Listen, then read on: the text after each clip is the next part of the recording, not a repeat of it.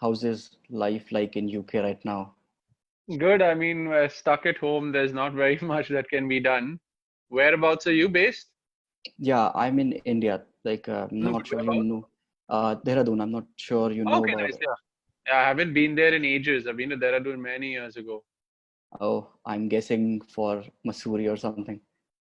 I know. Where were we? I think we were going to Rishikesh and then we stopped in Yeah, Dehradun. river rafting or something in Rishikesh, right?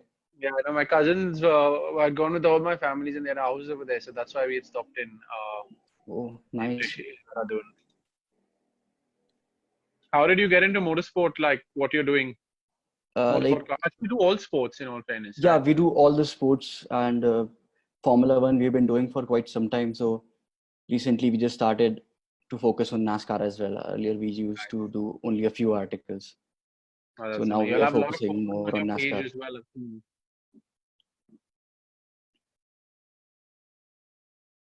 No, I Uh, said you've got a lot of just following on your page. uh, your voice is breaking a bit, I guess. Can you hear me better? Yeah, yeah, Hello? yeah. Yes, I guess it's with the mic or something. Yeah, I think it's better. Just tell me if this is okay for you. I'll keep the mic as close to me as possible. Hmm.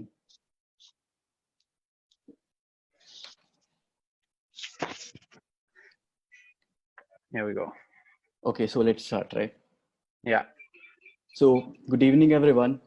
Today we have a very special guest straight out of NASCAR, India's own racing sensation, Advait. So, Advait has recently won the Euro NASCAR Club Championship, and in his rookie year, he scored a fourth place finish in Euro NASCAR 2. So, at Essentially Sports, we have been covering different genres of motorsport for quite some times, and we have a huge social media following. So, welcome, Advait. It's really good to have you. How are you? Thank you, Mrinal. Thank you so much for having me here. Much appreciated. As you can tell, people are shouting and clapping if you can hear in the background. It's something Yeah, they do for the NHS over here at 8 o'clock. So I guess the timing isn't ideal. But yeah, I'm very well. Staying at home and just trying to keep myself busy during this time. And see, thanks for having me. that's all what we are trying to do. So tell me, how's your lockdown going? Like, it's been 2 months, you all are stuck in our houses. Are you doing some sim racing? How's your fitness regime and everything? So luckily, I mean, time has really flown, and I can't believe we're almost in June now.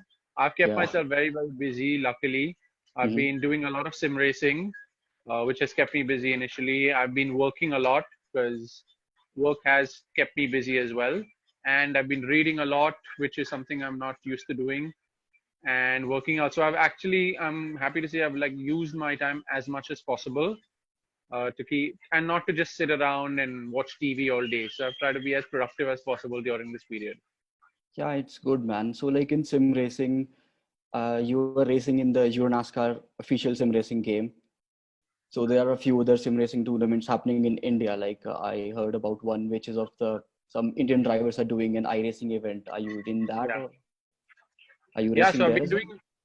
I've been doing a lot of sim racing. So I've Mm-hmm. been participating in, of course, the Euro NASCAR Championship, Mm-hmm. which unfortunately hasn't been going well, if I'm honest. And I've been doing a lot with the Indian sim drivers as well, guys who I know, like friends who I've raced with in the past, who I Mm-hmm. race with right now. So I've spent a lot of time on the sim over the past 2 months.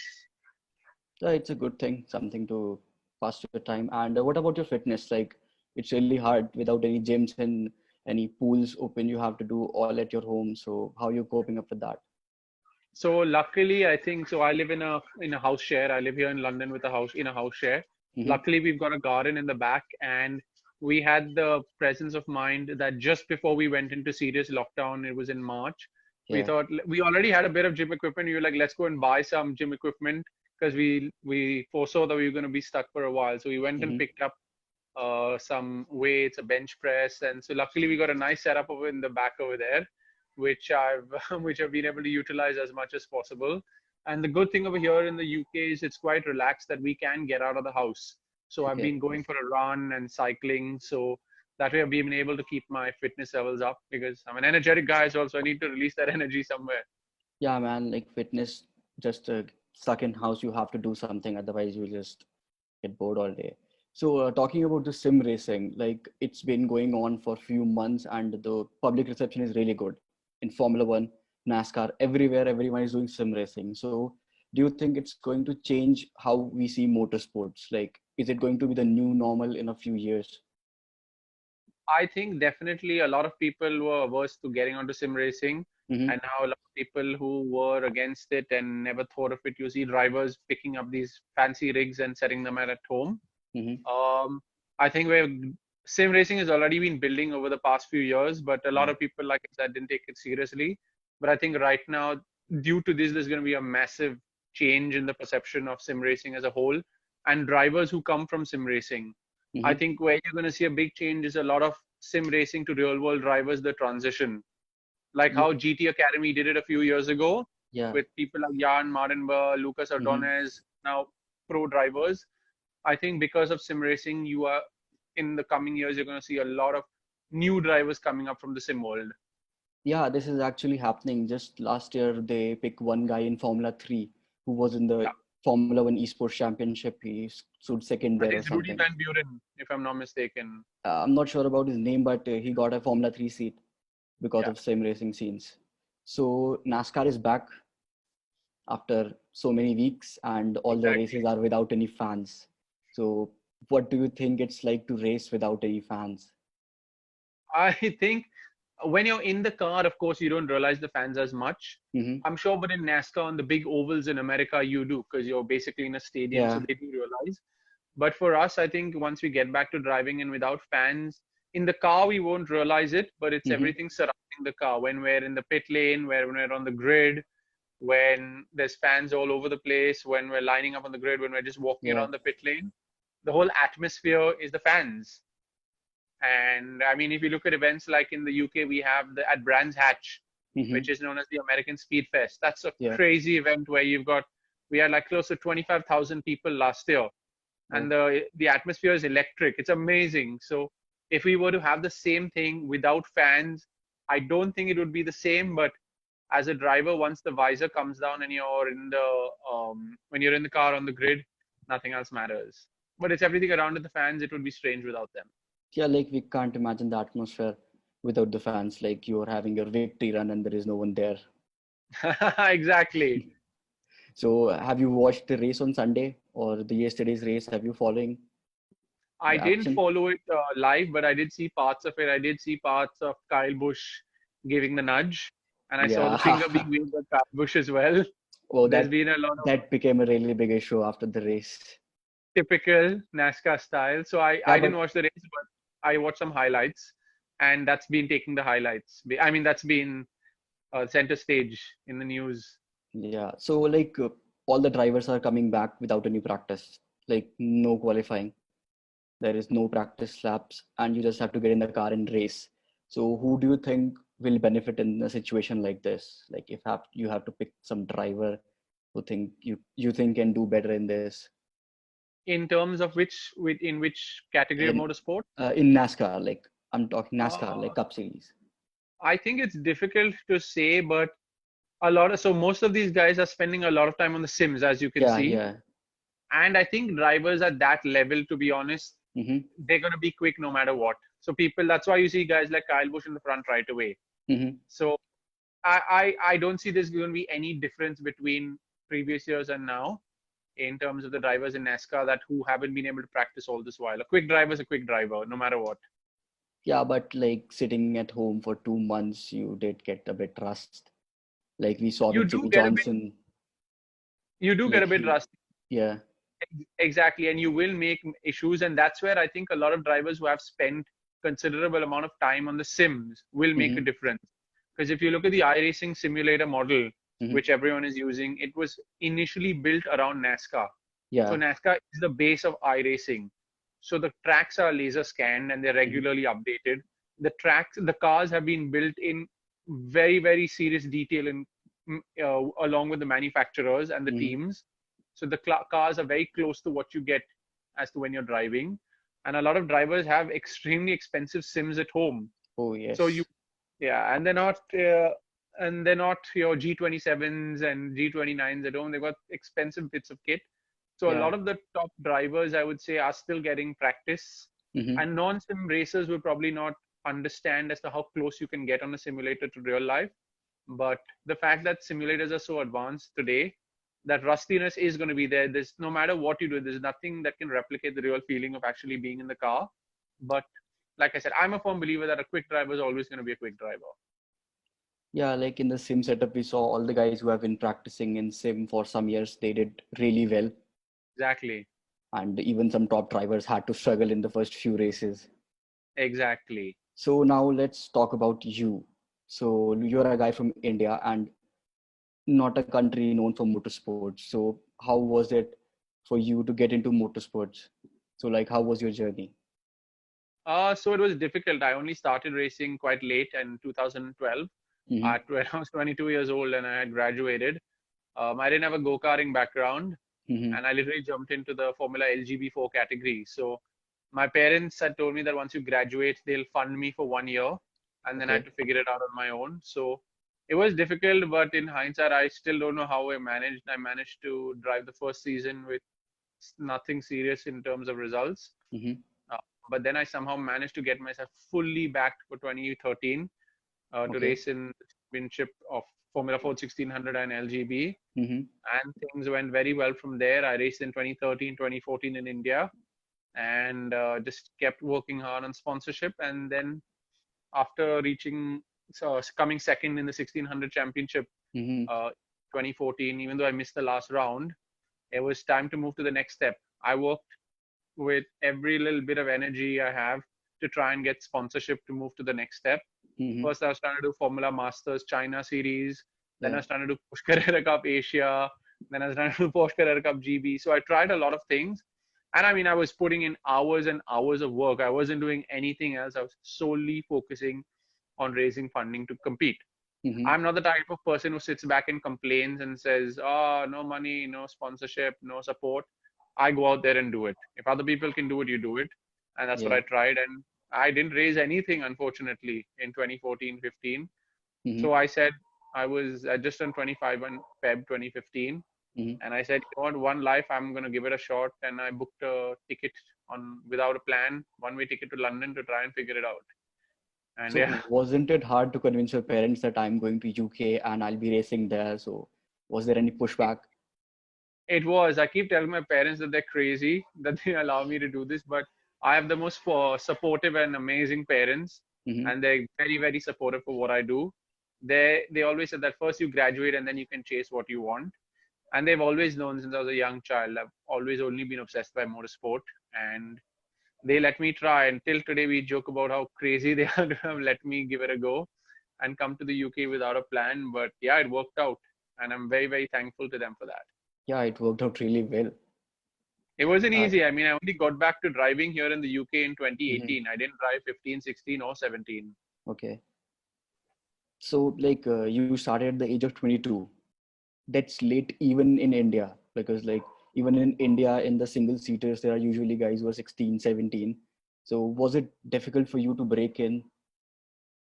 I mean, it was quite funny back now. It's such a long time ago, Mm-hmm. but it's quite crazy that I thought, because I'd never driven a racing car before, and I thought, Arey, I know motorsport. I'm going to be king of the world. And Yeah. I went to my first LGB race, and I think I qualified second last or third last. So that was like a major reality check for me, to actually come back down to earth and realize that I need to learn how to drive a race car first. And then I also got to sim racing a lot. I did a lot of R Factor, and that made me learn massively. So after racing in India for 4, 5 years, you are Three now years. racing in 3 years. So you are now racing in Europe. So how different is the motorsport scene like compared to India? How different is the scene in Europe? Like people are more supportive. There are sponsors and everything. I mean, it's extremely different. I mean, motorsport in India is still undeveloped, relatively speaking. In Europe, it's a completely different world. There's no comparison between the two. Mm-hmm. And I hope India gets there one day, but I don't see it happening anytime soon. Look at Europe. There's so many different championships spread across the continental Europe and the UK. Yeah. There's different levels of motorsport, and it's a completely different ball game. I thought Yeah. sponsorship would be easier, but either I'm very bad at getting sponsorship, or I don't know what. But I didn't manage to raise a single penny in the past few years, unfortunately. Even with trying with myself, with other people helping me, with agencies working for me, it's still not easy. And so yeah, it's difficult anywhere in the world to raise sponsorship, is what I've Yeah. realized. But talking about the other things, like in India, we have motorsports for a really long time. Even back in the 70s and 80s, we had the Himalayan rallies and all these things. But things haven't improved. Things haven't changed very much. So where do you think we lag? Like what we need to do to improve things in India? I think it's first of all, it's unfortunate that we're such a huge country with such a with such a broad demographic. Our median age is less than 35 years old. Yeah. If you look at it, we've got such a young population, but we've still got essentially a non-existent motorsport culture or world in India, Mm-hmm. relatively speaking. And I wish we could pinpoint as to what the reason is that it hasn't developed. But I think first and foremost, we don't have the infrastructure. Mm-hmm. We don't have support from manufacturers. We don't have support from the government. First, Yeah. in itself, there's no support from the government. The privateer sport, basically. There's some support from JK and MRF, which basically run motorsport in India. Yeah. Madras Um, circuit and everything. yeah, and that's all. Budh is out of the question now. Budh came Yeah. in during days, that's gone. So we're back down Mm-hmm. to two circuits, which is Kari Motor Speedway and Chennai. Yeah. And that's the problem. It's everything is stuck in the south. There's nothing in other parts of the country, Mm-hmm. and it's not easy for the common man to access the sport. I think for it to really develop, you need manufacturers to get involved. You need more government support, Mm-hmm. and there needs to be more money put into the sport. And I guess politics. I think it's a small world, but MRF and JK are the two manufacturers. They've fallen out of love or God knows what, but they need to be in harmony for this to actually work out, considering that it's such a small world back in India. Yeah. So you're racing stock cars now. So in India, you were doing single seaters. So I feel that the European NASCAR stock cars are very different from the single seaters that you raced in India. So can you tell us about your car? Yeah, I mean, completely different. First and foremost, I'm 6'4", so I'm a big guy. So Yeah. fitting into a seater was always a problem. Mm-hmm. I was the most uncomfortable driving that car. And Yeah. even though I tried to lose as much weight, I was still a lot heavier than my competitors because there was no weight ballast. Mm-hmm. That was bad.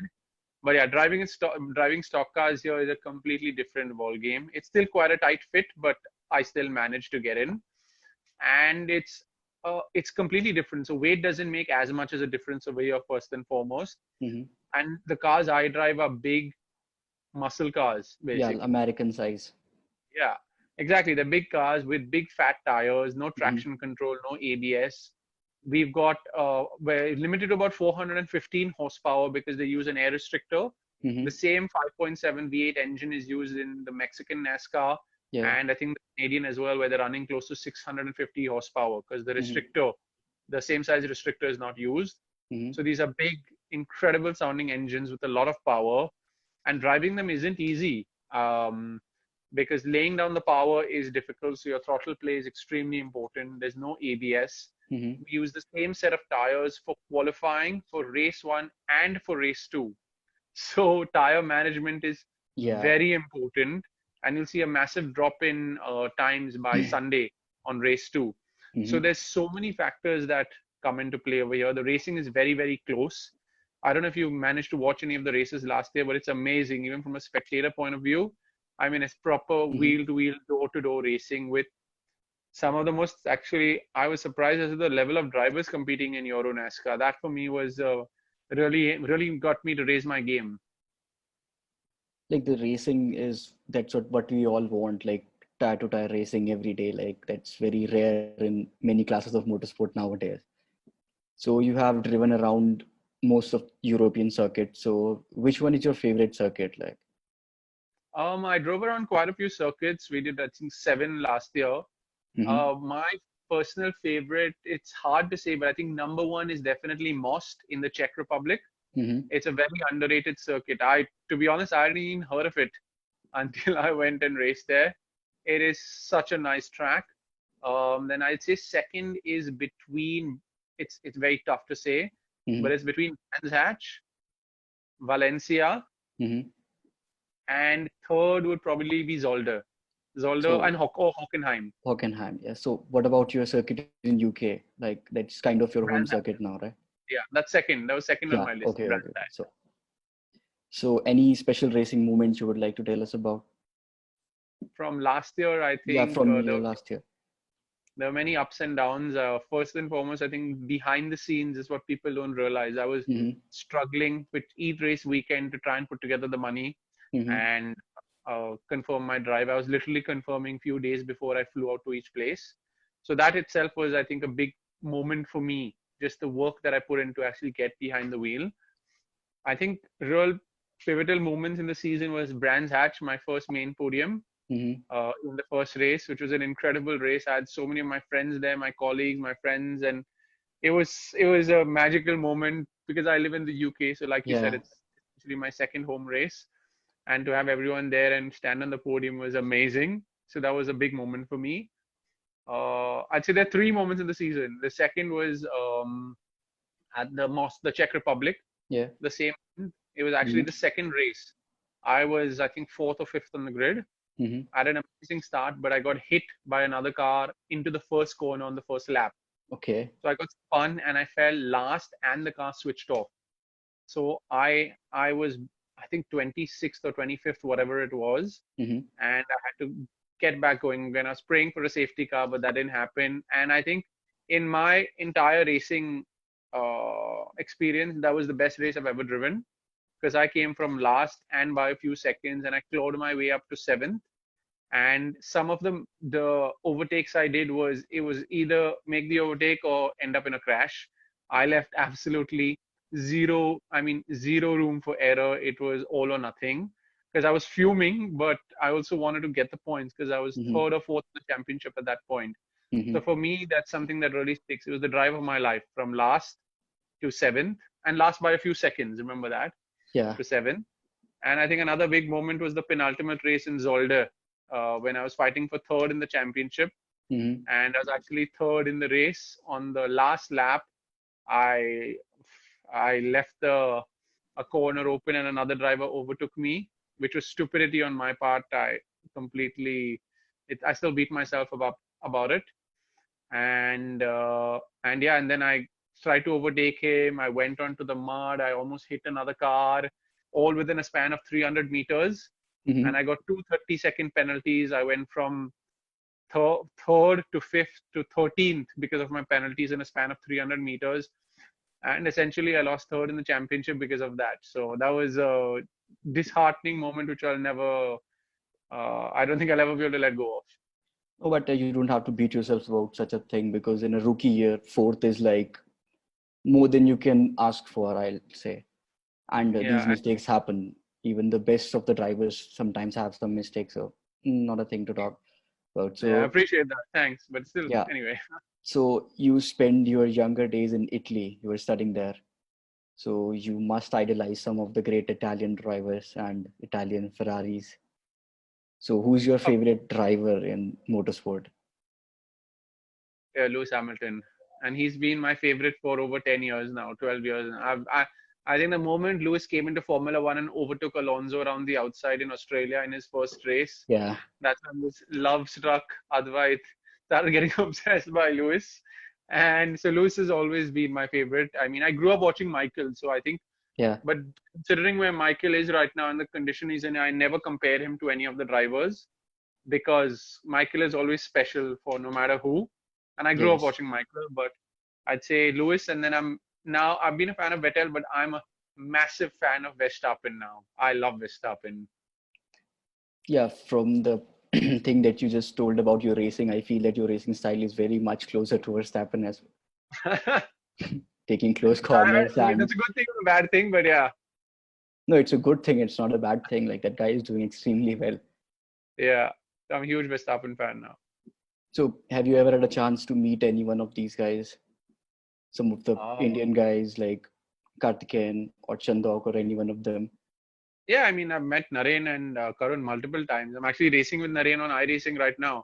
Oh, So yeah, that's and of good. course, all the Indian guys, it's a small community, so Yeah. everyone knows each other. But I've never met Lewis or Max yet. Yeah. It will happen just like someday. So just in your rookie season, you won the club title. So, and then you moved to NASCAR 2, and in your rookie season again, you got a fourth place finish. So that's like more than you can ask for competing for the first time in Europe. So can we say that you are living your dream? Oh yeah, I mean, living the dream is I set the bar very, very high. So of course it's not the dream, but I mean But I'm very happy. part of your Given plan. No, for sure. I think that the one thing it really gave me is that I don't speak not much, but 15, 16, 17 was a very, very difficult time, not Hmm. racing and living in a country with coming here without a plan, without knowing anyone, without a job. I mean, it was very difficult. And you really grow up as a person. Yeah. And to have made it here and funded myself to compete and against all odds made it. So that's almost like a dream in itself. Hmm. And for that, I'm very, very proud of. But yeah, but the results, I think I would have been happier with third last year. Hmm. First and second, I mean, I will say those guys were just a cut above. They were in a different level, but I could have fought for third. And I genuinely think I could have got it had I not been jumping from team to team because I drove for three different teams over Okay. the season because of budget Hmm. constraints. So on one hand, I'm living the dream, but on the other hand, is the dream could have gone a bit differently. Like every day you dream something better. Exactly. Never be content. Always aim for higher. Yeah. So like the budget thing that you talk about, this is not something we speak very loudly in motorsports. Everyone talks about the races, the wins, the struggles of a young driver trying to break in. This is something that people don't talk about. So it's like I really appreciate that you are talking about this live and People not need to just. thank you, and people need to accept the fact. I mean, I tell people a lot of times, I don't want to sound crass, but in motorsport, no money, no honey. You could be the biggest talent in the world, if you don't have the backing to sit in the car in itself, that talent is wasted. Like this is something we have seen a lot in the recent years. You could be one of the best out there, but to get a seat, you need some big backing from sponsors or from your family or anything. That's why you It's see, I mean, you see a lot of drivers in Formula One in itself. yeah, There could have been so many drivers who could have actually made it and been multiple champions, but they just didn't have millions of dollars supporting them to make it all the way. but still you are managing up, and there are many other guys who are trying to break in the circuit, and it's good to see. So I guess you still have a full-time job along with your racing. So Yeah, like, so I how do you manage it? Like racing in the weekends, and how do you do it? so my job is I'm a yacht broker, Mm-hmm. and so it's difficult because the yachting season is also primarily in racing months, Mm-hmm. May, June, July, August, September. So it was difficult managing the two, and at times I would actually be in the team pit working between qualifying and a race or something like that. So I did have to juggle between the two, and I have to work because if I don't work, I don't race because the Yeah. money's coming from there. So Mm-hmm. I had to. I'm been very good with time management, and I try to utilize as many hours in the day as I possibly can to balance between the two. So luckily, touch wood, last year and year before last, it didn't affect my work at all. So that's a really good thing that you can manage your work and racing. It's not all of us can say that we can manage too many multiple things which we are very important to us. So what are your future plans like? So like you plan to race in pro NASCAR or there is something else waiting for you? I always had, like the past few years, I'd set a very clear goal of what I wanted to do. I Mm-hmm. initially, for 3.5, 4 years, I wanted to be a Porsche factory driver. I was Mm-hmm. trying everything to race in Porsche Carrera Cup, first Asia, then UK. Yeah. I mean, I met the head of Porsche Motorsport as well. I tried everything, but the money didn't come. And Mm-hmm. then NASCAR just happened. It's like they say, right? Naseeb kismat mein likha tha. Literally, that's what happened, and maybe that's where my direction is. I'm supposed to go towards NASCAR. So my plan is to continue this trend. I was hoping to do Euro NASCAR Elite 2 this year again and Mm-hmm. go for the title, settle Mm-hmm. for nothing less, and then maybe do Elite 1 next year, and then see after that. I would love America's, strangely enough, always been a dream of mine. I don't know why, and maybe the reason is NASCAR was always meant for me. So the plan was I'd love to race in the Monster Cup and Xfinity Series eventually and be a pro driver in NASCAR. But we'll have to see what happens. So the way NASCAR and NBA and NFL are looking towards East, for more viewership, there is a good chance that an Indian driver could break in the main thing as well in a few years. Yeah, and I think from NASCAR as well, from what I spoke to them as well, they said that having an Indian driver is great for, I mean, I don't know if you, like, of course you would know, but for people who are watching, NASCAR is a multi-billion dollar organization. Yeah. Hmm. It owns IMSA, it owns NASCAR, it owns NASCAR Cup races around the world. It's a business, and Yeah. motorsport in America is a business. It's not just a sport. And there's sponsors involved. There's 1 in 5 Fortune 500 companies are actually involved in NASCAR. Hmm. So having an Indian driver competing in NASCAR is I'd say in many ways, it's a marketing dream. So hopefully that works in my favor in a few years. Yeah, we all hope that. So for the 2020, I guess the season will be back by September, Euro NASCAR season. So you still have your plans. The season is like less races, a tight pack schedule. Your plans are still on. So I mean, it's at the moment everything's up in the air. I Hmm. mean, they just confirmed it was just a few days ago that Yeah, the this season is week going they to commence confirmed. again. Quite funnily enough, my favorite circuit, Most in Czech Yeah. Republic, is where they're going to start, and Okay. they're going to run the season September, October, November. Hmm. I'm being very honest. At the moment, I don't have the budget. Um, I was actually very, very close to signing a big sponsor Hmm. before the whole in March, which would have covered me for the season before the whole coronavirus issue came about. Hmm. I'm sure the talks will resume with them, maybe not for this year, but probably for 21. But as things stand right now, I don't have the budget, but Hmm. who's to say what changes? So I assume I'm going to be on the grid in September, Hmm. given that the championship does take place, and yeah, we'll see from there. Well, that's how you have been here for the last 3 years. Just if you think about like I'll be on the grid on that day, like you will make it happen. Like that's what you have done till now. So Exactly. So let's just imagine I'm going to be there some way or the other. yeah, that's good for me. So for all your fans and aspiring racing drivers in India, what message would you like to give them? I think just go for it. I mean, just try and promote the sport as much as possible in India. We really, really need it to be promoted more. I feel like there isn't enough following for the sport, and we need to push it. We have some incredible drivers in India as well who Hmm. don't get enough recognition, which will happen, of course, in due course. Hmm. And if you're trying to chase the sport, just don't give up. Don't make excuses, because at the end of the day, when there's a will, there's a way. And the only excuse is going to get you is a pat on your shoulder and say, okay, sorry, it didn't work out, but that's it.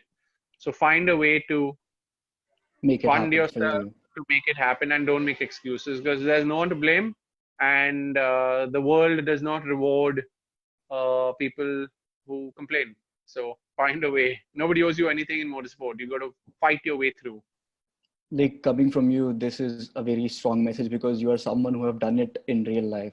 Like you're not the guy who had a good backing from a big manufacturer and got into junior formulas, and did a lot of stupid stuff there. I wish that was the case, but yeah, that's not the case. And But yeah, you are I've someone who had made it happen for you. So it's like a yeah, very strong message.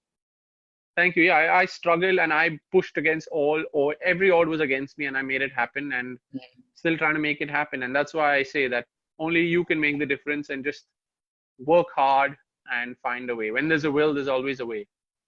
And a message for your fans who are waiting for you to race in September and win the championship this year. I will do my best. I mean, it was amazing, to be honest. Last year, so many people followed the messages I received during the championship. After the championship was amazing because it was televised live, so people were watching it live back in India, Hmm. and that was amazing. So really, from the bottom of my heart, big thank you to everyone who reached out and sent messages and followed the season. And I won't make the same mistake as Zolder again, and I will do my very best to be on the grid in September and fight for that championship.